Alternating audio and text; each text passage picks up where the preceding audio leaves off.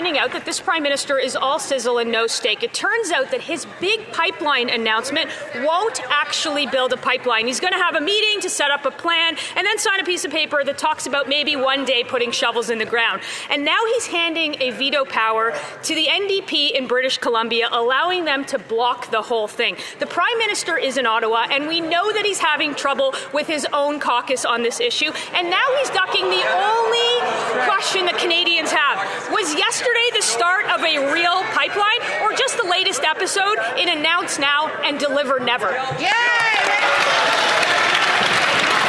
Honourable Minister of Natural Resources. Mr. Speaker, I'd invite that member to get a ticket to Calgary tomorrow as well, and they could see why the Premier of Alberta thinks that things have never been so good in Canada.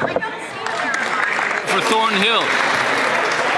Mr. Speaker, that wasn't their answer yesterday. In fact, that isn't what the government said at all when they gave BC the veto in this House. Maybe they need to brush up on the Constitution, because Section 92 explicitly gives them the power to build pipelines, whether David Eby likes it or not. He also got the legal authority from this House when they asked us to pass Bill C-5 to circumvent their own regulations. And the only thing holding them back now is the same gutless paralysis that kept our oil buried and Canadians with less money over the last 10 years. So instead of hiding behind the premiers, will he get up and announce that he's going to build a pipeline? Minister of Natural Resources. Mr. Speaker, they seem determined not to want to see any development in this country. What we understand is it's federal government jurisdiction to approve a pipeline. We also understand that if a proponent wants to take it to the Major Projects Office, we expect them to work in conjunction with the affected jurisdiction and to consult First Nations. The Premier of Alberta understands that. Unfortunately, the members of the opposition don't. Member for Calgary East. The Prime Minister is all set to stage a fake pipeline photo op. What he'll probably do is hand the veto power to kill that pipeline to the BC Premier so he doesn't have to do it himself. Section 9210 of the Constitution says the federal government has the sole power to approve interprovincial projects and get shovels in the ground.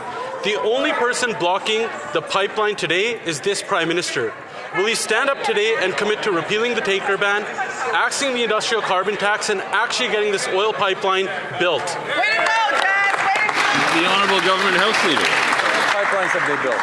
Zero. Mr. Speaker, we learned in the course of the last election campaign that the Leader of the Opposition had in fact never spoken to the Conservative Premier of Ontario, Mr. Ford. Now, I know the Leader of the Opposition to be someone who will look back, maybe look back too often, but he looks very backwards. He'll want to learn from that mistake, and I really suggest he not make that mistake again with the Premier of Alberta. Mr. Leader of the Opposition, please call Danielle Smith.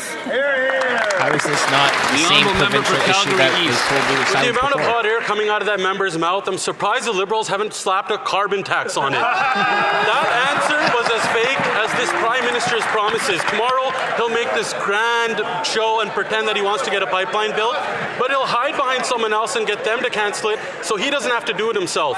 The only person that can get this pipeline approved is this Prime Minister. Does the pipeline need to be sponsored by Brookfield so it actually gets built? The Honourable Minister of Natural Resources. Speaker, unfortunately, that plane's going to get pretty full. I invite the member across to buy a ticket and come to Calgary and see what a federal government, how they can work with the provincial government to build Canada strong.